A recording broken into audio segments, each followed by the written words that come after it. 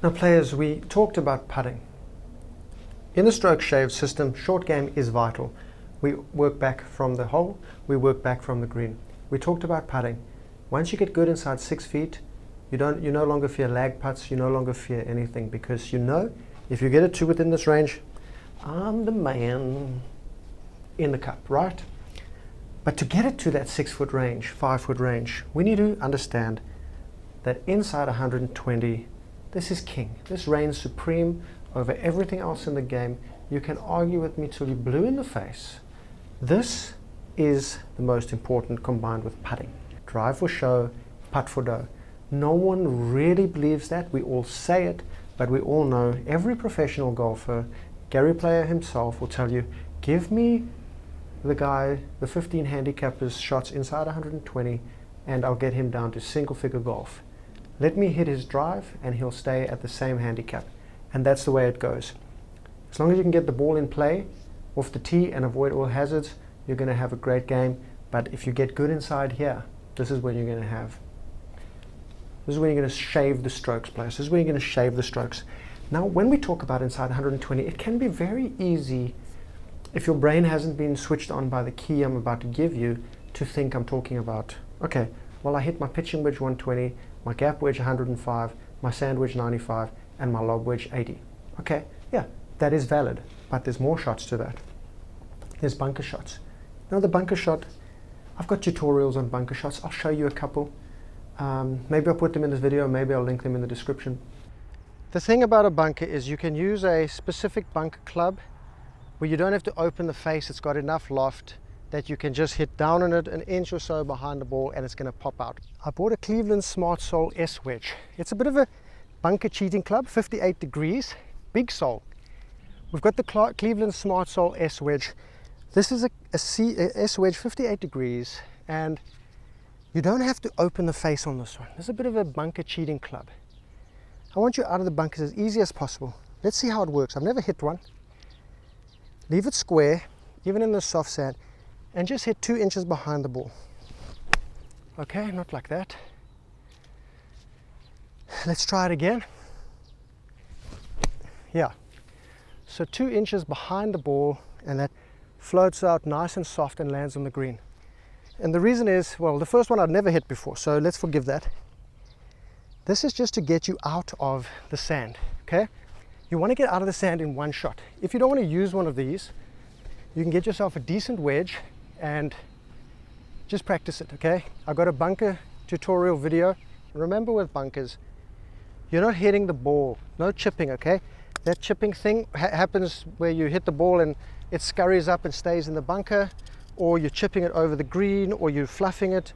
It doesn't work as reliably. Now, some people are going to say, this technique doesn't work for every golfer, blah, blah. It does if you accelerate through the ball. If you don't accelerate through the ball, basically no bunker technique is going to help you. Here's a line behind the ball. We're taking it out on this pocket of sand like this, okay? We're not hitting the ball. We're going entering there, we're going under and exiting after the ball like that. We open the face. Look, if you're chipping the ball and you can't get out of a bunker, I saw a guy today get, I think, 6 shots to get out of a bunker, decelerating, then trying to chip it, going through all the different things, all the phases of grief, okay? Because his hole was over. Let the club face sit open, grab the club while it's open, okay? Grab the club while it's open. Put the ball a bit further forward in your stance so your hands are behind the club head. And the most important is to slap the sand with the sole of the club. Slap it hard. Slap that hard and use your wrists to slap it. So, you know, you don't have to initially practice this like this. Just take it and come to empty sand and slap it. You have to get confident at that action so that you can do it when the ball's there. Because if you just start hitting balls, you're going to teeth a lot into the car park, you're going to kill people, and that's not fun, because then you have to be on the run for the rest of your life, okay? So we want to enter just behind the ball, we open up the face, and we just slap that sand with the sole of the club. Now, I know what works is a bunker specific club, like a Smart Sole from Cleveland, but you have to also still learn. It's a learning process. Nothing's a miracle. The only miracle is if you take it out, take a drop, and you're adding one shot to your score. So this works the best for most people, but most people don't accelerate because they are scared of teething it. So practice without a ball. Even on the course, I mean the social round, just if someone gives you trouble, just tell them, listen bro, I'm not on the fucking PGA tour, I'm learning. And then we're gonna slap the sole behind the ball, take it out on a magic pocket, magic carpet ride. Do you see that? Now, my point with this is you need to just learn to get it out of the bunker, GTFO from the bunker, get it on the green, hold the green. No chipping, no teething it across the green, no keeping it in the bunkers, just getting it out in one. And then leave it. Just maintain that skill. You don't need to get so good that you're getting up and down all the time, because even the pros on the PGA Tour are getting up and down only 50% of the time. The average is 50% of the time. If you can do 50, 40, 30%, it's better than not doing it and picking up 8 shots because you're keeping it in a bunker. Get the ball out and then move on. You're wasting your time if you spend too much time in the bunkers. There's much more low-hanging fruit. Just get it out. Clip underneath it with the sole and exit beyond the ball, letting that ball come out on a magic carpet ride. That's why it's called a splash shot. Now you can use a 60 degree for this, 58, 56, 54 degree, whatever you prefer. No one can tell you what to play. You got to try it out. Generally, you want to make sure you have enough bounce. If you play soft sand, you want a bigger bounce. If you play firmer sand, you want less bounce. You know, figure it out. Look it up online. You're going to be able to make an educated decision. Basically, between 10 and 14 degrees of bounce is going to be enough on your 54, 56, or 58 degree to get it out the sand. Like I say, once you're able to do this and get out, or even use a Smart Sole S Wedge from Cleveland, just move on. Just make sure you can always get out in one shot. Keep it on the green. You've got many things where you can pick up more strokes and shave more strokes, but just learning that can often save you, a pickup. It can save you picking up your ball. It can save you the frustration, fuck, I can't get out of bunkers. Oh, I've just hit 8 shots and I'll take a 10 on that hole. That can save you like 5 shots in a round. Just simply getting out. Don't worry about getting too close to it and making up and downs all the time. If you can get out and hold the green, you're laughing, you're ahead of where you were yesterday. Move on. Moving back from putting, we go inside 6 feet, we go lag putts, which we talked about. Now we go into chipping, greenside chipping. The concept I find easiest with greenside chipping is you want to read it like a putt. You have to check out the approach game, because with the approach game, what you're doing is you are aiming for a good miss.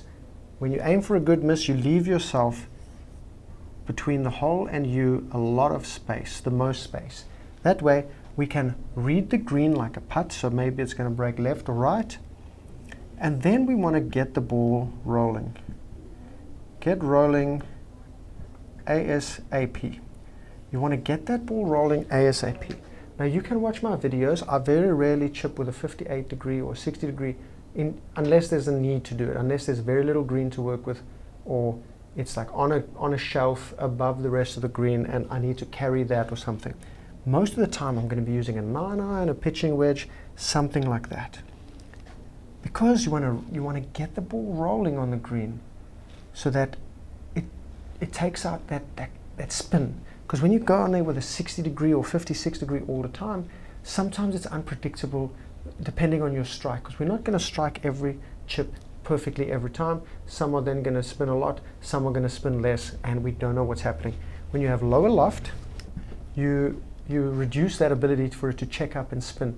Now you're getting it just rolling. The thing with the lower loft is that because of that reduced spin, you have a lot more ability to hit imperfect chips that will still get to the cup. You can thin them a little bit, you can even fat them a little bit, but if you hit them solid, it's going to be just as good. But you're not going to leave them 6 feet, 10 feet, 12 feet short because of unpredictable spin. That's why when you have a lot of green, you can go down to as low as a 7-iron, you can use a 9-iron, you can use a pitching wedge. My suggestion for chipping though, if you're not great, is to begin your chipping with as low a loft as possible. Usually it's going to be a 9-iron or a pitching wedge, and use this exclusively. Use that exclusively for your chipping play and your chipping practice. Of course, you're going to need to hit a lofted shot. So I would suggest if you use one of these, use a 56 degree for a more lofted shot. You do not need to add loft to this club. This is going to be 46 degrees, this is going to be 42, 43 degrees, this is 56 degrees. That's about 15 degrees, whatever difference. So when you change that club, that's going to add height to the shot. You do not need to add more height to the shot. These are for hitting it to get rolling. This one is to get it over something, or when you have to go with a lot of space between you and the front of the green, and then not much space between the front of the green and the pin. You can use the 56 degree. Same chip shot. Just let that loft do the work for you. You have to read your chips like putts. If you're chipping the ball, do not chip the ball to land at the cup. If you land it at the cup, you are going to create a situation where it looks real cool, like you're trying to slam dunk it. But some people genuinely think that's how you chip. It lands at the cup and rolls out another 15, 20, 30 feet. Now you have a long putt that makes you nervous. Learn to read the green, get the ball rolling ASAP along that putting line, and try your best during practice to get it inside 5 feet. Why do I say inside 5 feet? Well, because we've been practicing our putting 1 to 6 footers, right? So if you're good from 1 to 5 feet, you want to have a target of getting your chips to inside 5 feet. You can do this. It's very, very attainable. If you miss the green in the correct position, like we talked about, you can use your comfortable club you've been practicing a lot with, 9-iron or pitching wedge or 8-iron.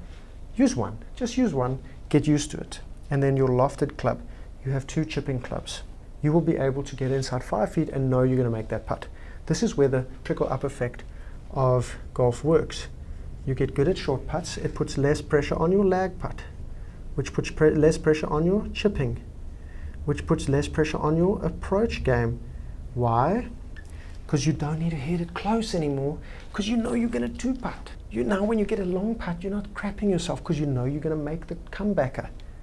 When you chip well, your approach game doesn't need to get it on the green close to the hole, because you know sometimes you may even go through a period of form where your chipping is so good, you prefer to miss the green on your approach shot than to putt, because you become so good at chipping. This is how the game works. It's constantly in flux, ebb and flow. Form, A game, B game, C game. Your A game's only going to come once every, 6 months, and it's going to last 3 or 4 rounds, 5 rounds. But the rest of the time you're scrambling. But if you stay constant in the putting, lagging, chipping, pitching game, you cannot score high scores. We bring that ceiling down. That's great, Maddie. But what about chipping? How do I do it? I have a chipping video for you, linked in the description. I'll link Rule of 12 chipping, and I'll see if I can find some interesting videos for you with Gary Player and Seve Ballesteros. Seve Ballesteros, who was able to play bunker shots with 3-iron. These are the people you want to know about for the short game. Seve, Gary. They'll prove it to you. I prove it to you. You don't believe me? You want an authority figure? I'll give you Seve and Gary Player. Now, with the chipping, we want to get the ball rolling. You don't want to land the ball at the hole. Basically never, because a lot of new players will come, and let's say they like to pitch with or chip with their sand wedge. They'll get a chip shot and they'll try land it at the hole. Now, that's always going to roll out very far because a chip has rollout. So what you want to do for chipping, this is a shorter chip, you're going to need a bit more loft because it's going to chip on and you're going to get it rolling as if it's a putt. So you want to read the putt. So let's start off a chip with a higher loft onto this little spot over here. Let's see what happens if you pick a spot and the rollout. We have to expect a bit of rollout. That's on our line. So we pick a spot on our line, expecting it to land and then roll out to the target. Okay, that was a bit tentative, but a little bit short, and you can see how much rollout there is. Let's take a 50 degree and we're going to try land it on the same spot. Now you need a little bit less swing on this because there's less loft. It's probably roll out a bit further. That's on the spot and it rolls out nicely. So you have to find what you're going to commit to the easiest, because I commit to the 50 degree better than the 54 in this situation, because I'd have to pitch the 54 further on due to less rollout. I like the spot. So I chip in a way where I like the spot and I find the club that suits that spot whatever trajectory lands on there and rolls out. That's a 50 degree. Let's try a pitching wedge. See, automatically your body's going to be apprehensive or not. It's not so apprehensive here, but I feel like I have to pitch it a bit short of that spot. So a little short, and it comes in. You can see how much more rollout there was. So the 54 landed here, got there. The 50 landed here, got there. Pitching landed like here and still got to it. You want to use as low a loft as you can commit to. Whatever you can commit to is going to be a better chip. A 54 pitched further up that rolls out more is better than a tentative 50 degree chip. Be assertive, be confident, and pick the lowest loft for the spot you pick and anticipate the rollout. This takes practice. You have to know your trajectory, you have to know your spin rate, and that just takes practice around the chipping green. We're going to go do some longer chips to show you how the lower loft really improves your chances of chipping instead of just lofting it and hoping for the best. Players, when we're looking at chipping, I always talk about getting the ball on the green as soon as possible. Now over here, if you're capable or if you're able to, I would highly recommend putting a lot of the time from around the green. Yes, I know I was not a good putter from around the green. I had to take time to develop it, to practice it, to get confident in doing it. Like everything, it's a process. When you first started riding a bike, you needed the training wheels, and eventually they came off the ground and you started using it without training wheels. That's how life goes, that's how golf goes. You have to get used to it. Now, from this distance, I want to just show you something, okay? You want to use as low a loft as you possibly can on chipping. You want to get it on the green, you want to get it rolling out, reading like a putt. We're going to go one caddy right, and we're going to use a 7-iron. Now, the reason we use a 7-iron is because we have a lot of green to work with. The more green you have to work with, the less loft you can use. The less loft you can use, the bigger your margin is for doing something wrong and still getting a good result, because you can thin this, you can chunk it a little bit, and you can hit it solid. It's still going to roll out, whereas a wedge is just going to go boop, boop, boop, boop. So we take the 7-iron. I don't really do it that much anymore, but I'm just going to show you, just because I don't do it and I can still get it right. So we're going to pitch this on about 3 or 4 yards and let it scoot up to the hole. Okay, that one's going in nicely. Okay, stopping a little short. We're probably about 4.5, 5 feet from the cup. That's a 7. Now what if you took a 6-iron? 6-iron, if you want to chip it and have it roll out further, you can just use lower loft. You can use higher loft, pitch it further, let it roll out less. It's just less reliable. So a 6-iron on the same vibe, maybe even the same landing spot, is going to be a great result for us. Okay, so that's probably going to end up about the same as a 7-iron, because I use kind of a similar landing spot. Probably should have kept on the 7-iron landing spot. Now 6 or 7-iron surprisingly works there. How about an 8-iron? Let's take an 8-iron. How does the 8-iron work? We're going to have to pitch it a bit further because the 7 didn't reach, 6 didn't reach. Of course it would reach, we just picked the wrong landing spot. So let's go a bit further with the 8, like that, and that's going to roll up there, and it's about the same as the 7-iron. I'll show you afterwards. What you want to do though is you want to calculate yourself. Over here I'd probably just putt it, but I'm trying to illustrate something to you, and you can get it right yourself. Please remember, everything here is a suggestion and you have to get it right for yourself. But the general rule, everybody will tell you, any good pro will tell you, get it rolling ASAP, read it like a putt, get it on that line, pick a spot on that line to hit it on, and let the slope take it. We're not pitching it at the hole. Imagine if you pitched it at the hole here, you'd be off the back of the green. So you have to consider the rollout. Now we've got a 9-iron, so we want to pitch this even further. You have to use what's going to give you an assertive strike. It doesn't really matter what club it is. As long as you're committed and assertive with it, it's going to be a good chip. You'll see they're all pretty similar, different lofts. Because as the lofts go down, you might be a little tentative. But there's a middle ground. So for me, the 8 or 7-iron is the middle ground to hit the shot. The 6-iron, I'm a little apprehensive about, so you can see less commitment. Now a pitching wedge, you can also do, you're going to have to land it even further. Why? Because it has more spin and a higher angle of descent onto the green. This one might have to pitch almost halfway there. just like that. Now, I'm a very big proponent of the pitching wedge, using it around the green everywhere, getting intimate with it. You need to go through this. You need to go see, oh, I like that. Oh, I like that. Oh, I might use the pitching wedge everywhere. It's completely up to you. I'm just showing you the possibilities. The possibilities in golf are endless. Now, we have a 50 degree, which I certainly wouldn't do on this one, but we have to probably go more than 50% of the way. I would never use a 60 here, and probably never use a sand wedge ever. Lowest loft or highest loft I would ever go is probably a pitching wedge. Having said that, I'll probably hold a 50.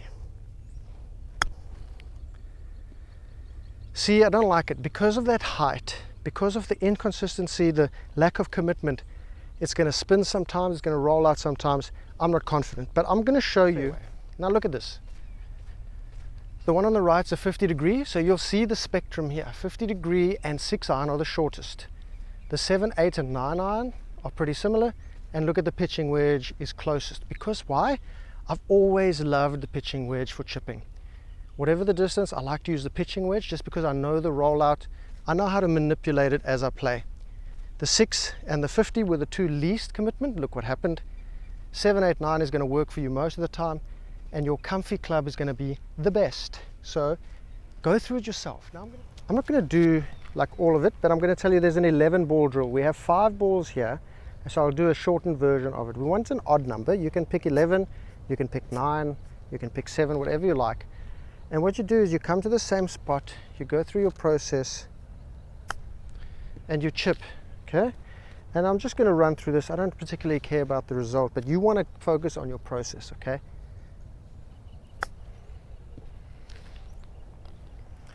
And please bear in mind, this is a 54 degree I've never played with. This is my third choice set of clubs that I just leave in Bangkok. So we've got these chip shots, always an odd number. Okay, we're going with an odd number, and the reason for that is that when you finish chipping, when you have 11 ball drill, you take your 11, you take away your worst 5. So in this instant, my worst 2, because there's only 5 balls. You take away your best 2 or your best 5 with 11 balls. Hit them to the next place. This is your median or mean, or not average, but median or mean, something like that. And that's what you want to bring down. So you do the 11 ball drill all over the green, trying to get your median or mean smaller and smaller. The other thing you can do is take one wedge and your putter, one ball chipping and putting to hold it out. The other thing I like to do is just around the green, go somewhere ridiculous, behind a tree, against the wall, having to chip into the wall, bounce it back, anything you can think of, and just use something ridiculous, like a 7 iron, something like a 6 iron, maybe your sand wedge or whatever. But you have to get up and down in the hole in as few shots as possible. Quite a nice little competition game to screw around with your friends, and that's what I like to call it, the F around drill, right? So you're just effing around, practicing and learning stuff you didn't think you're going to learn, that, hey, I can get up and down with a 4 iron, even from anywhere. It gives you a lot of confidence. So those are the 3 drills you can use: 11 ball, chip and putt, 1 ball, one wedge and a putter, and the other one is the F around drill, potentially as a match play or competition with your friends. Now pitching and the partial wedge, that's moving back from chipping, right? So we went short putt, lag putt, chipping and bunkers, through to partial wedge now and pitching. Partial wedge and pitching is pretty much the same thing, because to pitch, you're not really running it along the ground. You can, it's just that because your swing's a bit firmer, you're going to generate a bit more spin and you're probably going to check up a little bit. So what I would suggest, because I'm not great with these shots, and most people are not, and it's okay to not be happy with these shots, but we have to remember something. You need the shot. Why do you need the shot, Maddie? Because we're not going to hit perfect approaches every time. Sometimes we're going to chunk one. Sometimes we're going to teeth one over the back. Sometimes we're going to punch out to an awkward position from the trees, and we are going to need the pitch shot and the partial wedge shot. Now, what is a pitch shot and a partial wedge shot? Pitching is basically 30 plus yards. Partial wedge shot can be 30 to 80 yards, depending on you. Depending on you. You are the key to better golf. Now, let's say you want to do partial wedges, okay? A lot of people will try and hit to a 50 yard, a 70 yard, a 35 yard shot. I say nay. Nay, nay, nay. I say take your wedges, whatever wedges you like, okay? For me, I take the 56 degree, the 60 degree, and potentially the 52 degree, right? Something like that. Take those 3 clubs to an area on your golf course, in a field, anywhere you like, and go. Do not try to hit a distance. Forget about this. Don't try to hit a distance. I want you to hit a percentage. I want you to hit one single golf. I want you to hit a single percentage. The same swing with every club. I'll show you a video. Here it is. If you want to just learn your partial wedge shots, this is what you need. You're going to need a partial shot because sometimes you're going to chunk shots. You're going to hit bad shots. You're going to need a way to actually get your distance and know which club to hit. So what I suggest is, if you don't know your distances with your wedges, like partial shots, just come with your 2 wedges. Like I'm going to do a 60 degree and a 56 degree, and I'm going to just hit 50%, not trying to hit a distance, but trying to hit a 50% feeling. So when I go to a course, I know the feeling and the corresponding distance. So we're not trying to hit a distance, we're trying to hit our distance through a 50% feel. That way, you don't have to force anything. You just go with what you did here, feeling 50%. Then this distance will correspond, and we'll figure it out after with a rangefinder. So let's go 50% feeling, 56 degree. See, that feels like 50%. Maybe you feel like doing 30%. That feels about 30-40% for me. It's up to you. Just get the same feeling. That way you're going to get a similar distance each time, and you'll get a distance range. Now we go 60 degree. So we got the 56. We're going to come back and we're going to shoot the rangefinder from there. So now we do 60 degrees. Same feeling. Just remember the same feeling. Okay. Now we're going to take our rangefinder players and we're going to go stand there and just check out the distance range that we have. So we don't take the first ball. First ball and last ball you don't take. You normally teeth it or something like that. So you go from here, 50% feels, 30% feels. That's a 30-yard shot to, okay, 30 to 37 yards. Sand wedge, quite a tight dispersion. We go from the second ball, 42, to the bottles, 42 to 47. With the 56 degree, we're not going to take the closest because you know that's normally a warm-up. 42 to 47 is my range with that feel. I need to write this down so I remember it.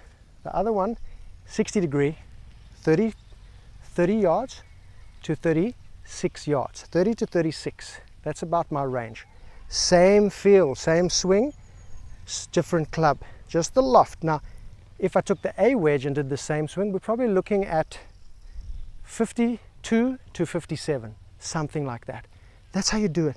Go by your feel, adapt it to you, okay? You want to hit it longer with that half shot, hit less loft. Don't hit it harder, hit less loft. Easy game. Use that as part of your arsenal. Okay, so you've seen there, I just take a 50% swing. What feels to me like 50%? Feels like.